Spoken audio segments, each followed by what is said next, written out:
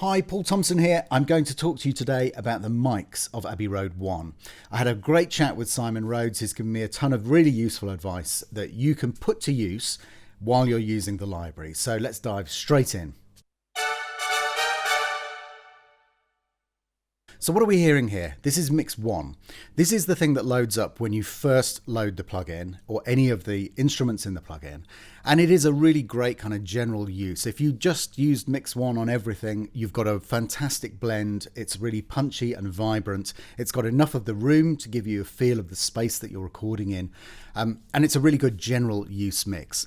Now there is an alternative. Simon's made a mix 2 as well. Now Simon put up 2 Decca trees for these recordings. So the mix 1 is based around the first Decca tree and mix 2 is based around the second Decca tree. They have a slightly different directional characteristic, which you'll be able to hear. If I just flip over to mix 2 here and switch mix 1 off, have a listen to this. And back to mix 1. Now to give you a second example, just to put these in context, I'm going to show you the spiccato of the low strings. Again, first of all with mix 1. And now with mix 2.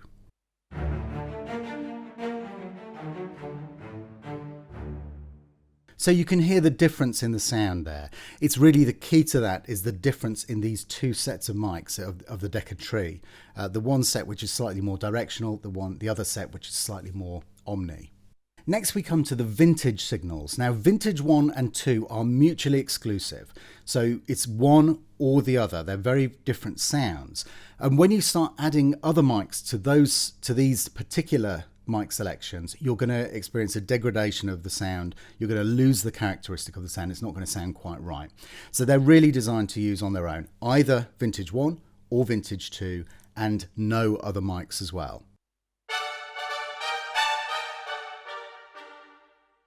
Now this vintage 1 signal is based around the RN1B mics, which are Blumlein's own design for EMI.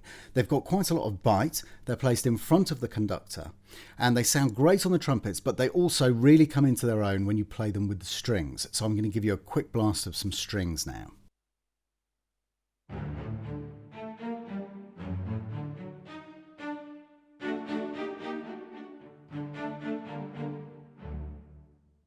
And here's our high strings consordino, also played through these RN1Bs.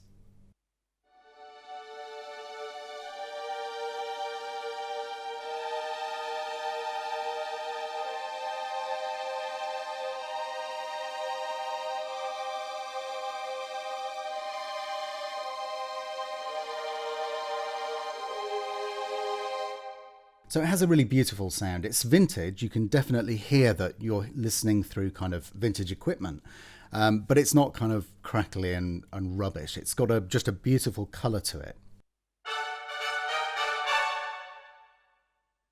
So here we're listening to vintage 2.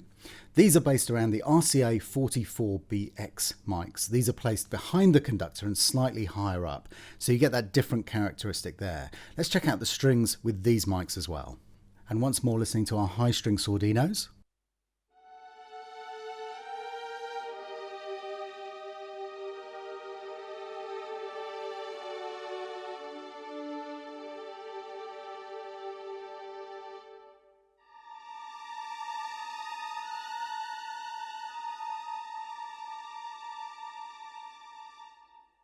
So even with these really crunchy chords up high, you're getting a very kind of mellow sound that's really softening off and beautifying the string sound, even as I say, up there where things can get shrill quite quickly.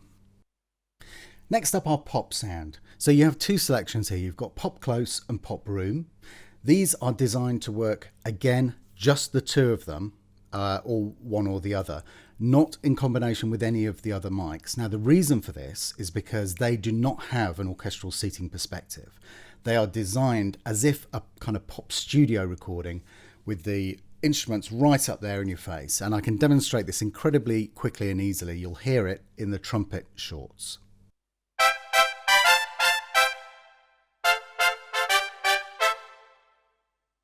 You can hear there it's really bitey, it's really punchy, it sounds like a pop brass recording. Let's check out the room. Now this is going to add the kind of depth, the sound of the room to the recording. We'll hear it on its own first.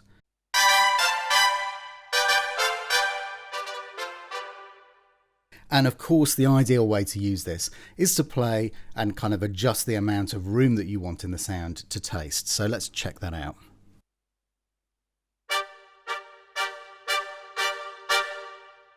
Maybe about halfway.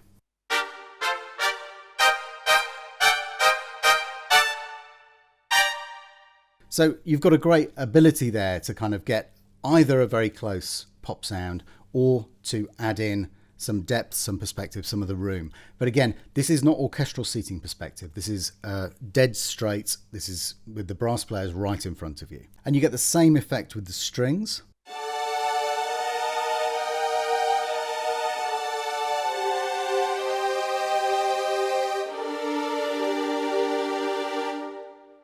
And again, when we add in some of the room,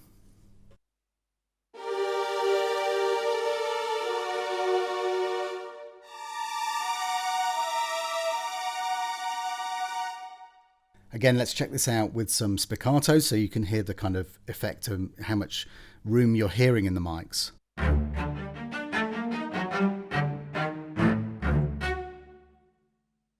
Okay, so very, very bitey.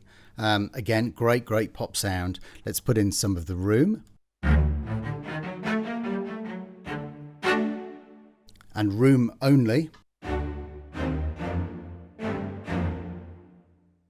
If we reverse it, so we take the focus away from the close mics, but still have them in for that bite. Just a very, very useful alternative perspective. Now, when we go to the second page of mics, you'll see something that looks a little bit more familiar.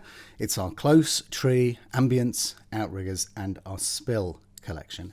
Now, what you need to do here, Simon advises, is to pick one of the trees and then base the rest of your mix around that. So I'm going to demonstrate very quickly the two different trees.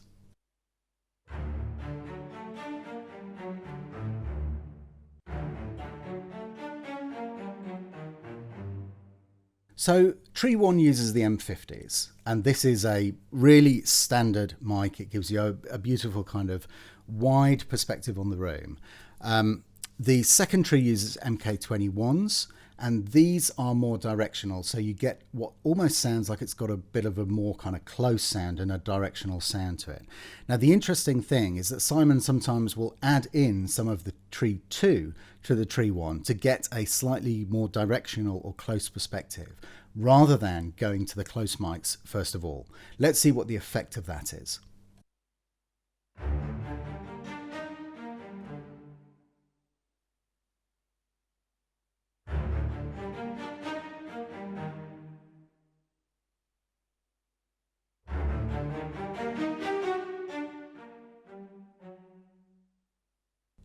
And for comparison, let's now add the close mics.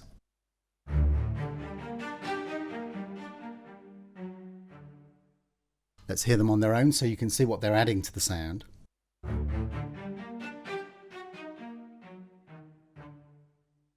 So the first thing to say then, if you are using tree 1, for example, and you want to get a slightly closer sound, is either blend in some of tree 2 or blend in some of the close mics. Now, what if you want a wider sound? Well, that's where the outriggers come in, and that's where you start with the tree again. And if you want a wider stage, a wider perspective, add in a touch of the outriggers and then adjust that according to taste. I'll show you what that sounds like. So tree 1 on its own first of all.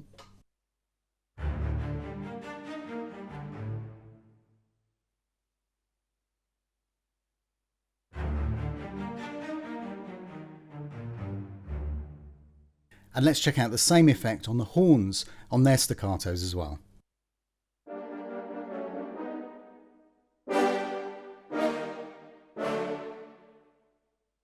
And jumping back to our tree 2 versus close comparison as well.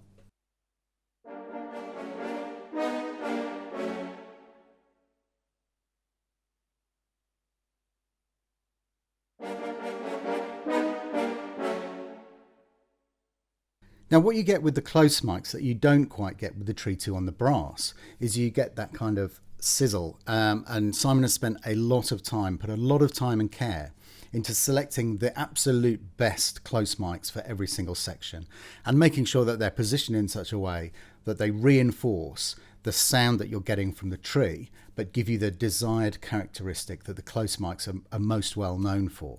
It's also about making sure that they are panned in such a way that they absolutely reinforce the image of the tree, and don't kind of start to collapse the field that you've got from the sound of the tree mic. Now, the next thing to do, if you're not looking for width but you're looking for more ambience, you're happy with the sound of the tree mic, you're happy with the soundstage and the field of view that you've got there, but you just want to get a feeling of just a little bit more bloom and a little bit more kind of depth in the sound. That's when you turn to the ambient mics, and I'll give you a quick example of what difference that makes with the horns as we're on those right now.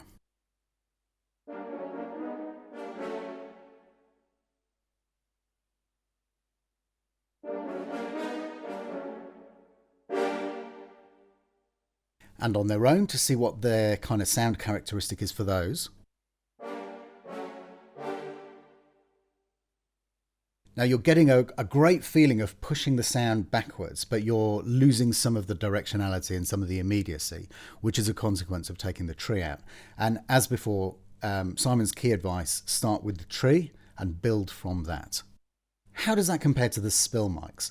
Again, the concept of the spill mics is really that it's the sound that's captured by all of the other section mics in the room, and that kind of indirect sound, in the same way that you would have spill from a drum kit, you know, where the snare drum would spill into the toms mics and things like that.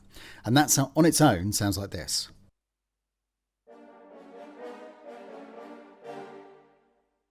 And back with the tree.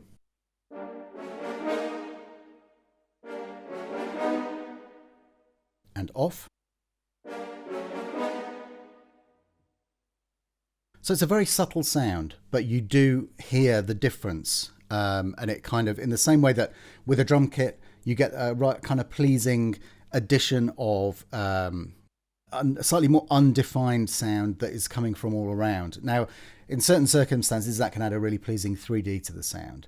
You might decide that in certain circumstances it's not doing anything for your sound and you want that very, very tightly controlled sound instead. It's really just a case of finding out whether it's sounding good to you on the part or not, and that is something that you generally come to when you're mixing as opposed to having it up when you're writing.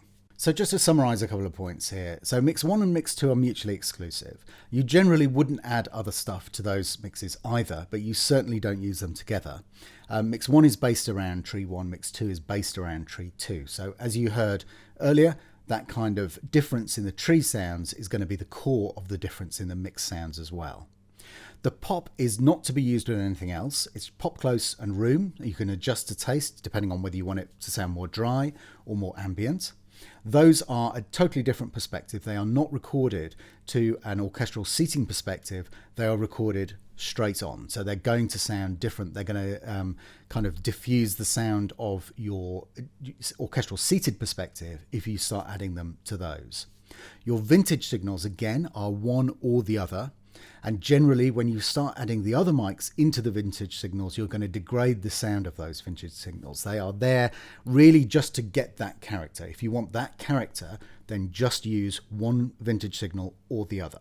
When it comes to the close, the tree, the ambience, the outriggers, Simon's advice is to pick one of the trees and build around that. If you want it to sound a little bit closer, you can either add in some more of tree 2 if you're on tree 1, or you can add in the close mics, and whichever gives you, in your context, whichever gives you the right solution is the right solution. If you want it to sound wider, add some more outriggers. If you want it to sound more ambient, add the ambient mics. Simon regards the use of the outriggers, or the overuse of the outriggers sometimes, to be the kind of orchestral equivalent of chorus. That it can be an incredible, amazing sound, but if you slap it all over everything all the time and you rely much too heavily on the outriggers, then you are losing the coherence of the orchestral stage. Now that's really interesting because my immediate go-to is to slap up the outriggers because I love that, I guess, chorus sound, that kind of super wide screen sound. Now that's great if that's the effect you're going for, but if you're using that on everything, his advice is it will start to lose its effectiveness. So you should just use it when you want the specific section that you're working with to have slightly more width. Or indeed, if it works for you to have it over the whole orchestra, then that's great, but just not to use too much of it because it loses its effect. If everything is, coming from extreme left and right, then nothing sounds wide. Similarly, with the close mic, you might add that, for example, on a snare part to get slightly more definition for the snare, where you're not using it on the strings. So it doesn't necessarily follow that you have to use that close mic. If you're going to use it on something, then you have to go back and add it to everything in equal measure. It just doesn't work like that. Again, it's all about, with the close mics, the spot mics, they will tend to be added in by an orchestral mixer at a point where they want that specific sound to have a little bit more clarity or definition. In other words, it can add a bit of detail to things that are further away from the tree, because those are the things that are going to lose some of their presence. And the final piece of advice is that Mix 1 should translate really well to a real orchestral recording. That is the way that has been designed.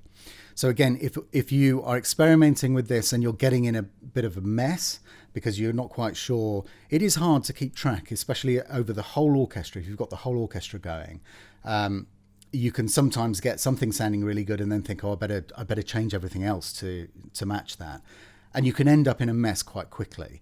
And so Simon's final piece of advice is just basically, if in doubt, default to Mix 1.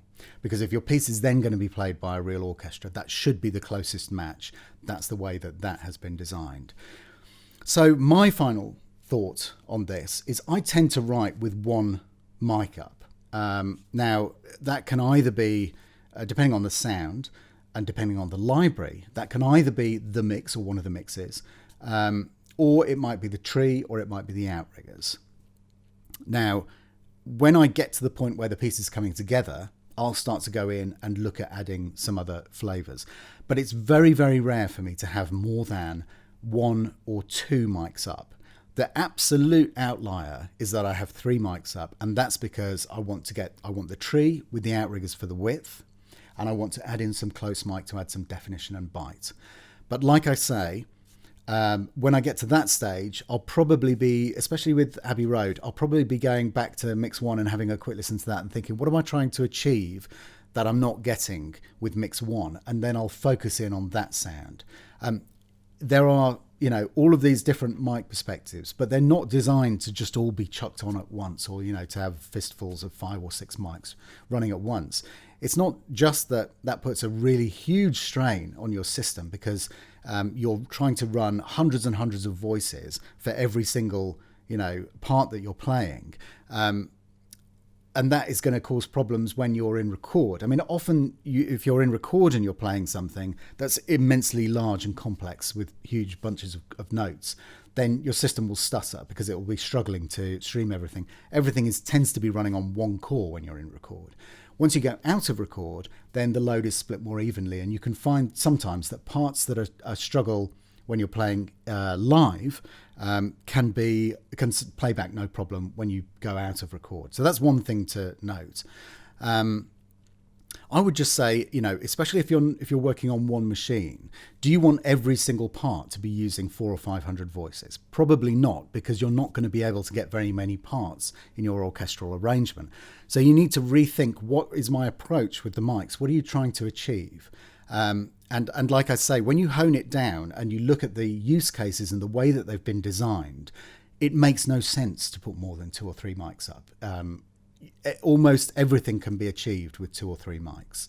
And if you're struggling, then I would default to one of the mixes, whichever is the one that you prefer.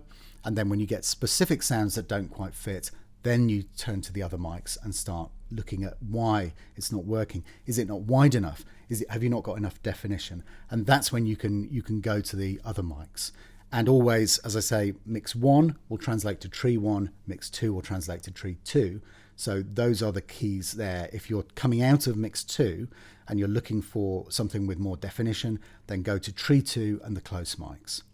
Now, I hope this has been useful. There's a lot of information in there to digest, but leave me questions below and I will try and answer as many as I can. And check out, just have a play with the library, experiment with the different mics. It's really very, very versatile, especially having the pop stuff there. So it's also a great idea to get up a soundtrack that you love and listen very closely to the sound of the recording of the instruments that you're using, and then have a feel around and see how you can match that sound. And you'll probably learn a lot. There are ideas that we have in our head about what trumpets should sound like or what cellos should sound like. But when you actually listen to a recording and then compare that and work out what mic balance you need or which tree you need, it could be as simple as that. You'll find that actually the idea that you have in your head is quite often not totally accurate to the real sound. And this is something that will stop you from getting to the end of your compositional process, because you get lost in a kind of warren of trying to match a sound that you think is what the cello should sound like, when in fact, just keep writing. And once you've got all the parts down, you'll suddenly see the orchestra kind of fall into place. Everything relies on everything else. That's part of the kind of trick of orchestration. Anyway, so I hope that's been helpful. Thanks very much for watching as ever. See you on the next one. Bye-bye.